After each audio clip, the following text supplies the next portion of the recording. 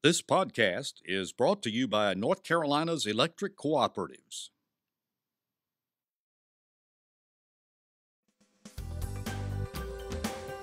This is NC Spin, an unrehearsed discussion on issues of interest to North Carolinians. Now, here is your moderator, Tom Campbell. Thank you for watching this week's NC Spin. These are known as the dog days of summer, when temperatures are high and energy levels low. A perfect time to reflect on what lies ahead of us this fall. As another school year is about to begin, we look at new data showing public school enrollment is down for the third year in a row.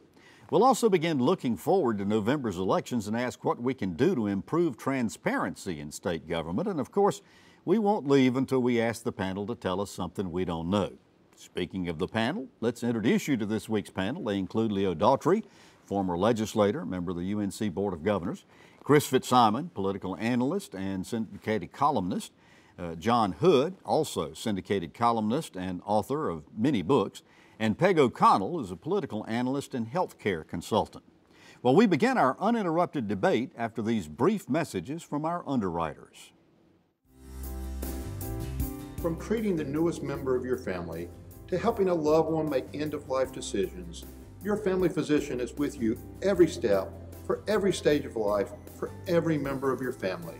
Despite a healthcare landscape fraught with potential landmines, family physicians across North Carolina are providing you a lifetime of committed, dependable medical care. Family Physicians, your trusted healthcare advisor for life. Production underwriting support provided in part by the more than 65,000 members of the North Carolina Retired Governmental Employees Association. Agriculture. It's North Carolina's #1 economic driver. It puts people to work. It powers our economy. And as agriculture grows, so does our quality of life. North Carolina Farm Bureau is proud to support agriculture and our farmers because agriculture connects us all. Let's get to it. It won't be long before school bells ring in the start of another year, but enrollment in traditional public schools continues to decline. For the past 3 years, it's dropped quickly as charter schools, private schools, and home schools now enroll 20% of our students. I want to ask each of our panelists, a lot of people are saying why the drop in traditional, or asking why the drop in traditional school enrollment. Some say it's because there are attractive, viable alternatives to traditional school. A large number complain it's because of deliberate efforts to undermine traditional schools. What do you say, Leo? Well, obviously, choice has come about in the last 10 years, and parents have more choices that they can use in selecting where their children go to high school and to grammar school. But I don't think it's quite that simple.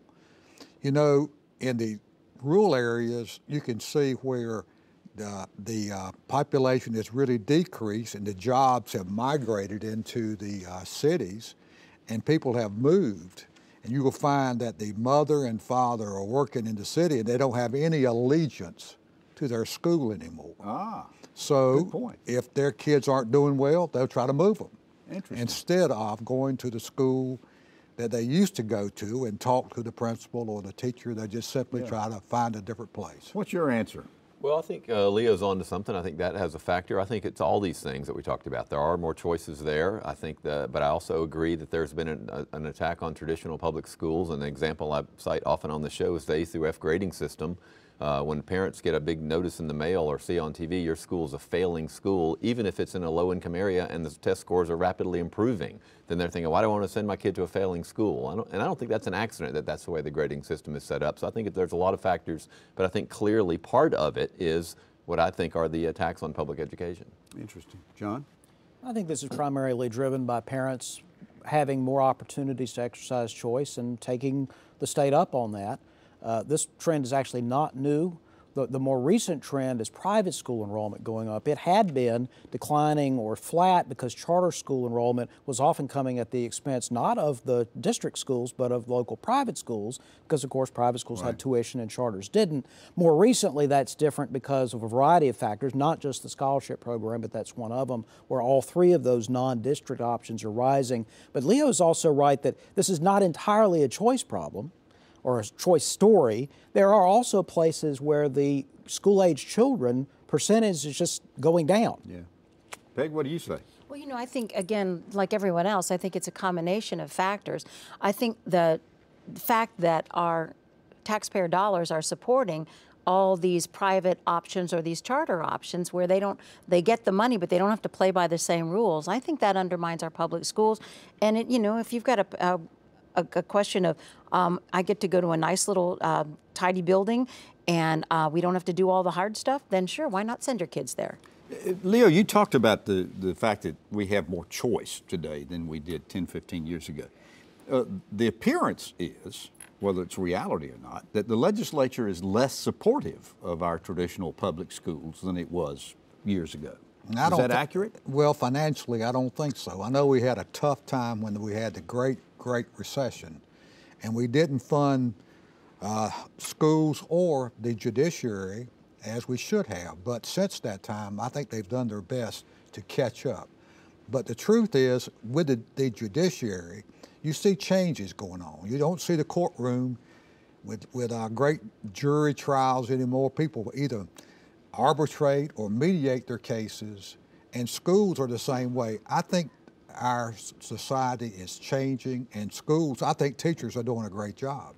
But the way things are now, we've got to adapt to technology and just the fact that things are so expensive. Peg, why we talked a little bit about this. Why are these parents choosing? I mean, they have the option of the traditional school. Leo says maybe they don't have the loyalty to it that they may have once had. But in the cases of private schools, they're having to pay for them. In the cases of charter schools, in most cases, they're having to provide transportation to them. Well, I think, you know, every parent wants what's best for their child, and I think they look at the smaller numbers in classrooms in charter schools or in private schools. Some people actually choose a faith-based education. I went to Catholic school when I was in grammar school because that's what my parents wanted for me. So I think those are factors, but I think the public understands that this message they've gotten, and I think it's shifted in the last couple of years of the legislature, but that there is something wrong with our public schools and you should never send your child there. Interesting. I think that what the legislature does or doesn't do has almost nothing to do with why parents are making choices. They're looking at reading instruction, the word of mouth among parents about schools being good or bad. Typically, charter schools and most private schools have smaller, older, less ornate facilities than public schools, so they're not chasing shiny new buildings. Some of it's proximity. Some of it is convenience to where the parents work, as Leo's getting at. There's a variety of different options. And yes, Peg's right too. One of them for many parents is faith-based or certain values that are upheld even in charter schools where it's not religious, certain statements of ethics and discipline and uniforms and a variety of different things that are very appealing to many parents. Chris, a lot of people say that part of the reality and the problem here is that our state just isn't funding public schools, traditional public schools, as well as it should. Is money really the issue here?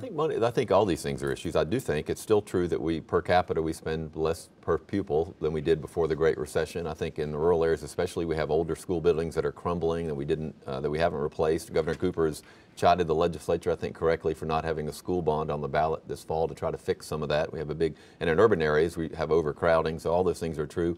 But what's disappointed me, I think, most in this whole debate is, and we've talked about it many times, the accountability we insist rightfully for traditional public schools, we don't necessarily want to have for voucher schools, or even something called, I think the biggest scandal actually is virtual charter schools in North Carolina, which allows parents to have their kids be online all day. This is a program, an experiment that is failing all across the country. We just renewed it with basically admitting we don't know that it's not doing we think it's not doing a very good job. Let me follow up on a point that Chris just made. Charter schools don't have to have the same degree rules and regulations that traditional public schools. If it's okay for charter schools to do this, Leo, you've served in this legislature. Why can't all schools be exempted from some of these rules and regs? Well, charter schools started out to be an experiment where you could try different things, and it's never changed. It's still the way it is now. And I suppose we ought to lower the barriers for public schools, for traditional public schools. Rowan Salisbury is now about to become a charter district, in a sense, not the term they're using, but they are allowing some public schools in certain situations of district-run schools to have some of those rules. Well, in Mecklenburg, we're going to have municipal charter schools. I know, but you know, the things that people complain about in their public schools are there's low-income kids, there's kids who have special needs, there are people who are poor, there are people who aren't maybe have English as a second language. I mean, what do you do? Just say, good luck, kids, goodbye? I mean, that's why our public schools are the way they are. We have a constitutional guarantee of a basic, sound education, and that's what's needed in our public schools. So exempting rich kids and kids from little corners of town is not the way to make that better. That's not what's happening, though. The opposite is the case. Rich kids can't get vouchers. They're not the kids who are leaving with vouchers. And with regard to the message that you're sending, I mean, it's important that all the children in North Carolina get their right to an opportunity for education. But when you tell parents, we're going to hold your children hostage, you don't get to leave, even though you don't like the school, because we need your kids to help other kids. That's what actually chases them away, not brings them towards. It's a bad message. So what used to happen, can I jump in for a second? Sure. What used to happen, though, is if you were in a neighborhood and the school started failing or not doing a good job, the parents would rally and try to figure out how to fix the school for all the kids. Now what they do is they say, oh, our school is failing. If we're low income, maybe we can get a voucher. Or let's start a charter school of kids who've all passed Algebra 2, and we'll have the smartest kids on the planet. Or let's pay and go to a private school or whatever. And in some states, and I think that might be coming to North Carolina, they'll get a voucher for that too. And I think that goes back to the lack of sense of loyalty to these schools. It used to be we'd rally around the school, and now parents, and I understand individual parents doing this, but the idea is just my kid needs the best education he or she can have. Well, and to that point, though, that's what Peg said. If I'm a parent, isn't it my responsibility to see to it that my child gets the best education they can get? Well, you know, and I think we can all be just for me and just for my kid, or we can take a bigger view, which is you have to have the best education system possible for the state, for the future, for the country, for the future. Okay, but if my kid's, you know, striving to get into a college or whatever like that, I want to make sure they've got the best background they can. And the parents both work, and they don't have the same opportunities they had back on the farm or back in the rural areas where that wasn't the case. But today they're busy, and they really do have limited time with their kids. I think that we know in healthcare and other fields, even fields like healthcare that have lots of public money, we are better off when patients can make choices among many different options. We have competition among hospitals, competition among medical providers, competition among drug companies for different therapies. The same concepts apply to education. All right, John, let me segue over to another area of this education. This past week, State Superintendent Mark Johnson uncoupled, if you will, some of his senior staff. They were dual reporting to him and to the State Board of Education. He says no more, report to the superintendent only. What do you think of that move? He is responding to the unanimous ruling of the North Carolina Supreme Court on a related matter. The State Board of Education lost the case, but seems to not be aware of that or insisting that they didn't lose the case. The Supreme Court was very clear that there are three entities involved in governance of education: the General Assembly, which is the primary one, the State Board of Education, which has general supervisory and policymaking power, and the day-to-day operations belongs to the superintendent. That's what Johnson is doing. Whether we like that or not, that appears to be what the Supreme Court has ruled, and I think the State Board of Education is in bad shape here. Well, Bill Kobe and the State Board say, hey, wait a minute. The court did rule that he has the authority, the day-to-day authority of running this, but the State Board has the ultimate authority of supervising public schools in North Carolina. And setting policy, which is interesting. That the State Board of Education is making education policy for the state of North Carolina, and the superintendent has to execute that policy and manage the department. I think the current superintendent would like to do both. Should have been nice. This is not about policy making, though. Can he hire senior staff or not? The State Board of Education says we are ultimately the people who get to decide who works at DPI.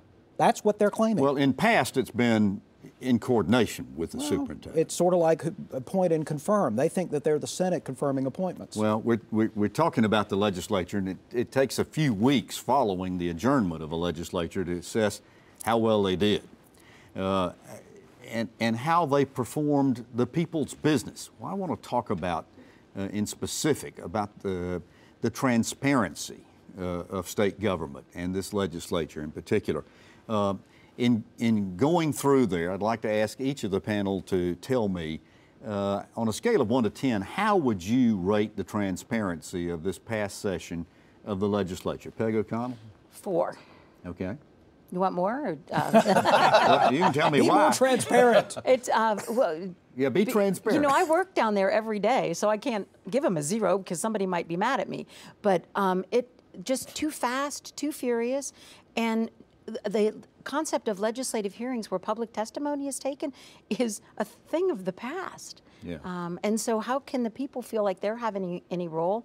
How can the public feel it's having input when they can't even show up and talk? John Hood, you rate them 1 to 10. I'll be more generous. I'll go to a 5. Okay. There are aspects of the legislative process the Republicans changed after 2010 that have stuck with it, and that's good. But look at the budget. The budget bill in this case didn't exist. It was a conference report. I just think that is not the proper way to adjudicate to adjust the budget, to debate budget issues. They sometimes get a bad rap on some things, but not on the budget question. Yeah. Boy, Chris, I'm dying to hear this evaluation. I wanted to give him a 1. I'll give him a 2 just because it's the lazy days of summer. Okay. John Should we break out in Nat King Cole no, song? please. John is right about the budget, of course. That was extraordinary, that there was basically you had no opportunity as a member of the legislature of either party to even offer amendments. And it was put in something called a conference report, which is increasingly the way this General Assembly does things. There'll be a bill sitting there, and the next thing you know, there's a conference report before you that you've never seen that makes major changes to state policy. It's not just the budget. This is happening routinely. And the constitutional amendments, by the way, were all done at the last week of the session. We're literally trying to change a fundamental document without debate. Leo, they're not being very kind to your former colleagues over in the legislature, so what's your grade here? Well, if 5 is average, I'm going to say 5. Okay. And they could have done better. So I got a 4 and 2 5s and a 2. They could have done better. Not great. But they performed pretty much like other legislators have performed that I have personally been involved with. Not to mention any names. But what they do, they wait to the last minute. They take up these bills that they don't want to take up, but they finally got to deal with them, and it's such a sausage-making problem. Peg, I realize you're only 36 years old, but you have been hanging around the legislature for a while now.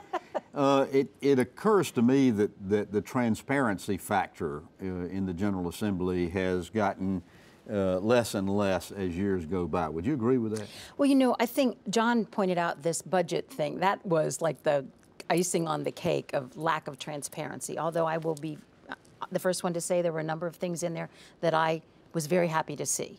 But I don't think it's really any worse than it was under the Democrats or in the old days. I think what this session specifically, as I said, was very rushed. I mean, it was like bam. And then this group of legislators is much less apologetic than the Democrats were at one time. I mean, they did the same kinds of things, but they at least tried to say, oh, well, we're in a hurry. Or they made excuses for it anyway. Exactly. This group just doesn't respond. And then I think you couple that with this very severe police presence in the General Assembly and the new security measures where you have to go through an airport-like screening. I mean, it creates an environment of kind of suspicion and lack of transparency. Oh, I hadn't thought about that in relation to transparency. All right, I want to go around the table and ask you, what would you do to improve transparency? And Leo, I'll start with you since you probably are more familiar with it than most of us. Well, that's a complicated question. I would start earlier. Well, give me a simple answer. I would start earlier, and I would take up the tough bills first. All right. I think remembering my fundamental issue when I worked in Dan Blue's office, and frankly when the Republicans took over initially, and when Leo was in the majority a couple times, that when people newly come to power, they seem to be committed to transparency. When they're in power for several terms, they seem to have forgotten that commitment, and they're sort of hypocritical about what they promised. I disagree a little bit. I think it's actually worse now. I would say the rush isn't to get out of town. The rush is to have an open government and let the people talk and deliberate. It's okay if you're in town another month if everybody has a say and everybody gets caught up in Raleigh about, oh my gosh, how great it is they're leaving town early. Well, I'd rather everybody know what they're doing than I would have them get out of town. But quickly. you know, the funny thing, I remember Joe Mavreddick's year when he was Speaker. Remember those budget hearings went on till almost well, Labor the funny Day. thing, when Tillis was there, he said we're going to give the opposition 48 hours to review the budget. Yeah. And they would, you know, they would find all kinds of things in there that normally they wouldn't have found. Right. And that was a good thing. That was a good thing. That was transparent, but he never got credit for it. John? Well, in addition to those matters, I would argue for strengthening committees. I know it's messier and it may gum up the works occasionally, but we need stronger committees, more committee deliberation, more appropriate hearings. I agree. I agree with John Hood. Let the record reflect. That's exactly right. Don't make that a habit, No, by I the way. promise I won't, Chris. This is an unforgettable moment. We want them to straighten up and fly right. That's John. I can come up with as many absolutely Nat King right. Cole jokes as we need. But he's absolutely right. The committees meet, but it's just legislators make a presentation and there's a vote, and the public doesn't. So what happens is people like me, lobbyists, perhaps get some input, but the public never even knows what's going on. Colin Campbell, who is my younger, handsomer, more gifted non-relative with the same name, wrote a column this past week on transparency, which I thought was very interesting. He said, first of all, implement audio and video technology, streaming for all committee meetings, and it's available. We ought to be able to do it. Public advance notice of committee meetings, 24 hours in advance. He says they ought to adjourn by 9 o'clock every night so that people don't have to stay there till 1, 2, or 3 o'clock in the morning, and ban these gut and amend bills like the budget that they stripped. And interesting. Well, let me shift gears real quickly. Health insurance premiums for next year expected to increase by about 15% or more. But last week, this past week, State Treasurer Dale Folwell announced premiums for the state health plan are going to be frozen in 2019. Talking with us at NC Spin, Folwell said this was done because state employees had been helpful in holding down medical and pharmacy costs, and also because the administrators of the system have been vigilant in keeping costs and abuses down. He says about 83% of the $3 billion spent in benefits are paid by the state, 17% by individuals.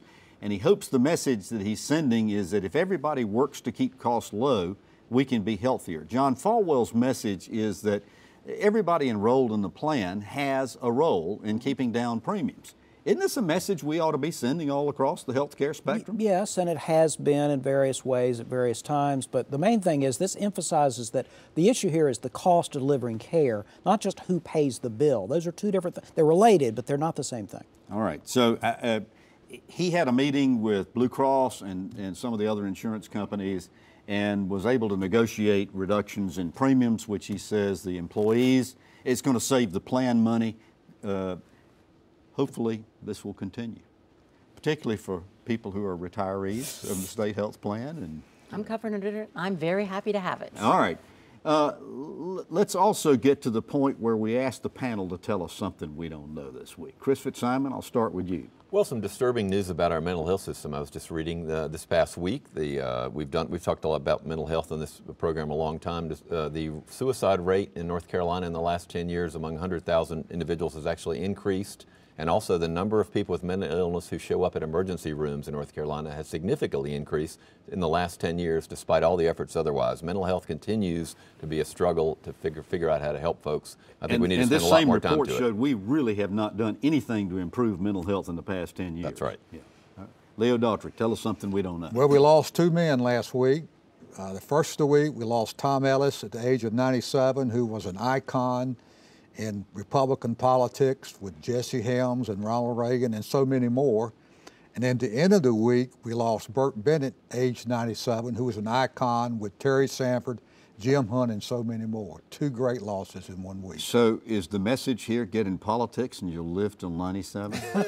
Maybe. Or maybe it'll just seem feel like like it. 97. Peg O'Connell, tell us something we don't know. All right, so I always try to bring just a little bit of news from Farmville, and I want you to know that last week, my husband, former Court of Appeals Judge Jack Lewis, climbed the highest peak in Pitt County, which is 125.4 feet. And he was I'm sure it left him winded. Yeah, he was inspired by his friend Jack Stevens from the mountains. Oh, I'm sure it left him winded. John Hood, tell us something we don't know. 75% of Republicans over 65 want Donald Trump to be renominated for president in 2020. 82% of Republicans aged 18 to 24 do not want him renominated. That is a very large generational gap in Republican politics. Okay, 72%? 75. The vast majority of Republicans over 65 want Donald Trump to get the nomination again. The vast majority of young Republicans want him to be challenged in the primary. Interesting, interesting. Well, you've heard our spin on the issues of the day. To stay informed all during the week, give your feedback, and read my weekly column, be sure to visit our website, ncspin.com, or catch NC Spin on Facebook. And join us next week when our good friend Brad Crone will be sitting in this chair moderating more balanced debate for the Old North State. Until then, stay informed and watch out for the spin.